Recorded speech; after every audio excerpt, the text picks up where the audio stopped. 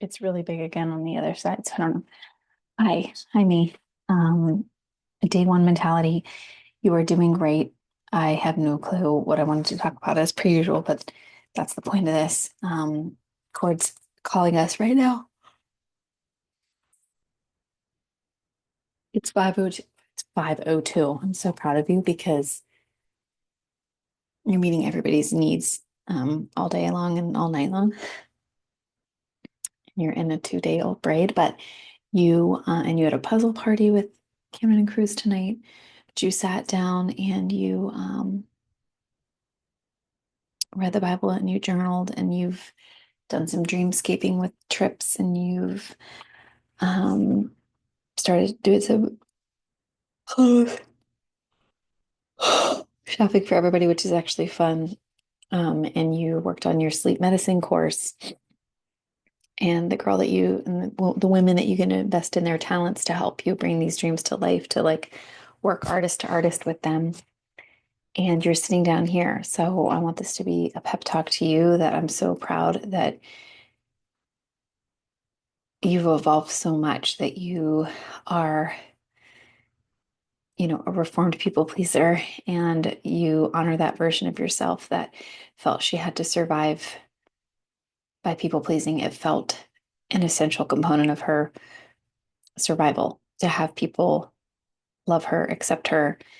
It was part of her trauma response. It was part of her way of life in this world that she felt she could morph and suppress her own needs and desires and opinions in order to metamorphosize um, and sort of melt into any situation and honor other people's vibe enough that she could be liked and received well and not cause any ripples. And that felt safe and that felt essential and vital. And I honor every ounce of energy that went out and power that went out for you, literally power that went out for 30 plus years that you did that.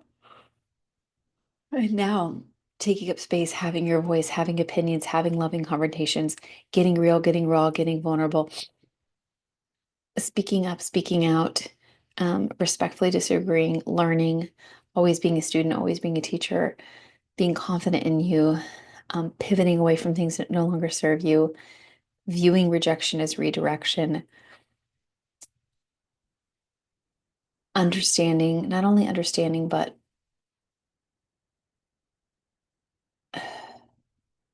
beyond that, and not expecting, because we don't expect anything, but comprehending that people will have differing opinions from you, and that is okay, and that is essential and vital for this life, and that not everybody will like you or like your work, and that's not up to you, that your role is to shine out in your talents and in the empathy and in the sensitivity that you once feared, that you once interpreted as a young child, that you being sensitive was your too muchness, was the part of me that was unlovable, was the part of me that I felt that I needed to hide, to hinder, to diminish, to mute, to lessen.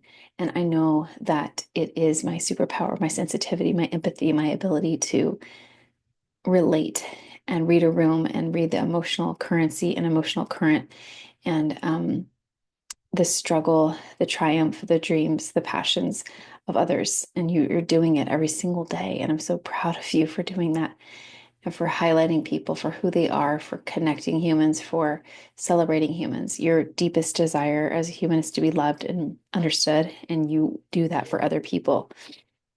And I love that. I love that you're leaning into movement as medicine for you and that you're keeping the commitments that you make to yourself, sitting down here, telling your story, writing your story, believing in your worth, knowing you're enough, taking care of yourself. It's the small wins, putting your contacts on in the morning, and taking your Synthroid, taking your prenatals, brushing your teeth,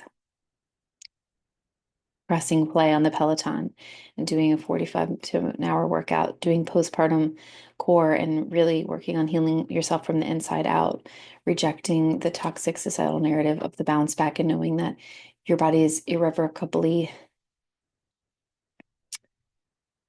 expanded in the best, most majestic way after three babies, and that you hold space for another baby. And that the lines, your laugh lines are from laughing and life, and that you've lived and you are living, and you squinted in the sun from so many soccer games and coaching and watching your babies and living in Hawaii and Florida all your life, that you have walked the hospital halls and served those patients so well. And now you walk the halls of your own home and you serve your babies so well. And you serve because that's who you are. You love because that's who you are. You believe in other people and in the best in humanity because that's who you are. You believe that you can have joy in every single thing that you do. You reject toxic positivity. There was a portion of you that was um, I think that it was part of the layers of her people pleasing, that it was toxic positivity. And the reason I say it was toxic is just because it was so depleting and so exhausting to always find the positive side of things. I mean, it's also one of your best qualities that you are able to look at the bright side of things. Um, but I think you're also in your both and era where you can, like, for example, these are the days that you prayed for with your babies being a mom, being fulfilled. And it's the most exhausting and trying and phase, and that it's the both and. You don't have to suppress like the hard part because you feel guilty that you have a blessing. Like it's all of it. And that you now view your emotions as your teachers, and all of that trauma that you kept bottled up in your body that came out as so much crippling anxiety as a child, and then the panic attacks and the fear of not understanding and knowing how to control all of that, all of the inflammation in your body. It had to release itself, and I'm sorry that you had to struggle with that to the extent that you did. I can remember, I know we held it inside. Our stomach was in knots. We could barely function. Um, Having to mentally coach yourself through every single day to go to school um, was just so rough, right? And not wanting to burden other people with your problems, so holding it all in. We did that, and I see you, and I often revisit with you. And we're in our healing. Like, each of your babies were given to you for a reason. You really feel it in your soul. And that's why you're writing this. Camden to transform you as a human, Cruz to inspire you as a human and as an artist, and Cord to heal you, to heal the inner little girl in you, and all of you to allow her to be whole and worthy and loved and accepted and seen. All the things that you're doing for your babies and all the ways that they're highlighting your path.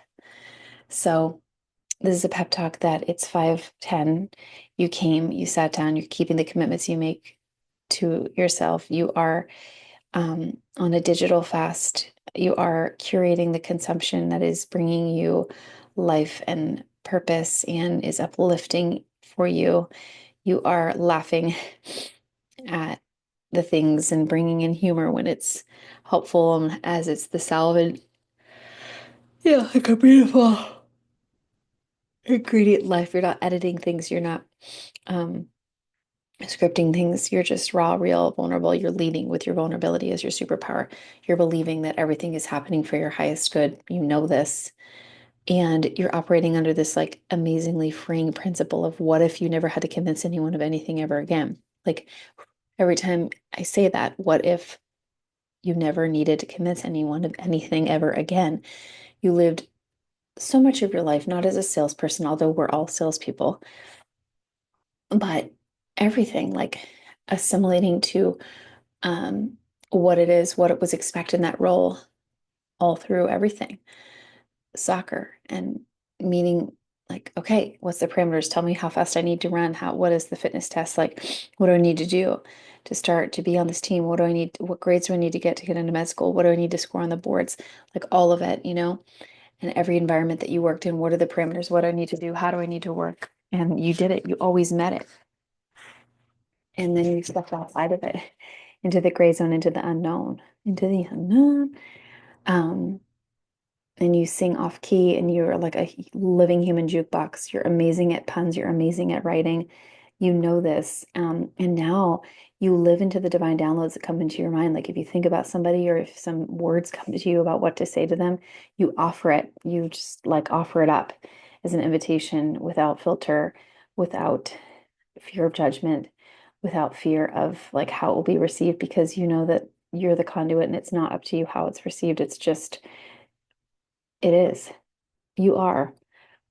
And you are on fire in your faith. You know that you're a chosen daughter of the King. You know that you are an instrument of his goodness and his grace and his mercy and his love and his compassion and his relentless pursuit of people's hearts and souls. And that this is your most important work.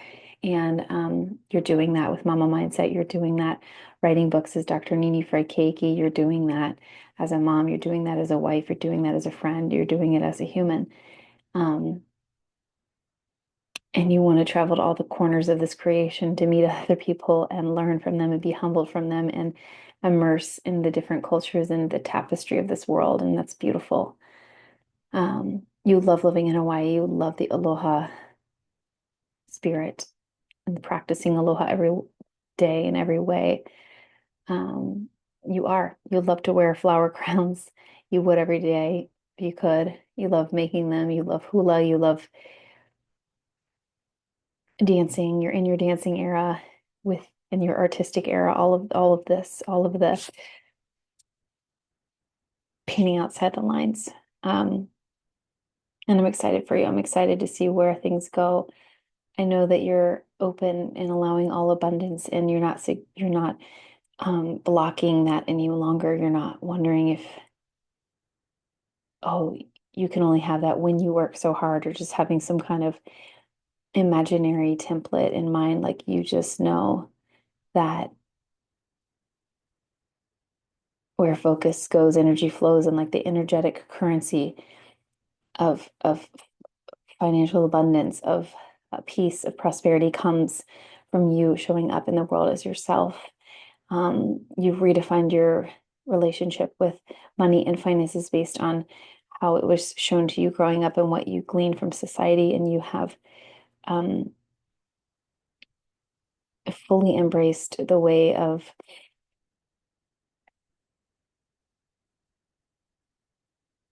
time and geographical freedom as wealth, of being with your babies, of being in these days with JD and them, and of not being restricted by a schedule that someone else set for you as wealth. Um, and that health is your greatest wealth. You know this, and you've reinterpreted facts and data that you've received, like about your bone health and osteoporosis in your 30s and the different traumas that came about from childbirth. And you've taken these things, and you've integrated them, and you've come to a place of gratitude to know this and to then speak love and life over yourself and over your body. So these are just some of the downloads that are coming through here at 5:15. You're gonna go and rest, rejuvenate for a little bit. Um, and then you're gonna go to church, because your babies love to go to church, and they love um, children's church, and they love getting poured into, and you love that for them too, trusting other people around your children. Trust is big for you. It's been hard for you because of the ways that you've been wounded and hurt in life. And not to be a victim to that, but also know that we're all broken humans. And I think you've adjusted your expectations on how you hope to be loved in return. And you know that you're given an overabundance of light, love wherever you look, and that everyone is broken in their own ways, and that the love that you receive from your Heavenly Father, from Mother Earth, from all the ways that you're held and whole and healed is you're suspended in everything you need. You're nourished in every way that you require. And that feels peaceful, and that feels purposeful, and that feels enough. So, aloha to you. Good job for showing up here. Proud of you. I think I'm no longer gonna like to speak to like an imaginary audience, because it doesn't matter who or any, if anyone ever watches these. Like, you are showing up for you, you're making these for you, you're telling your story for you. The whole purpose is knowing that and living and validating and like keeping these appointments you're making for yourself. So you are a queen. I'm going to polish your crown even and especially on the days when it's crooked and falling off. I know you would rather wear like a floral crown most days. Um, but I see you. You are doing it. Bye.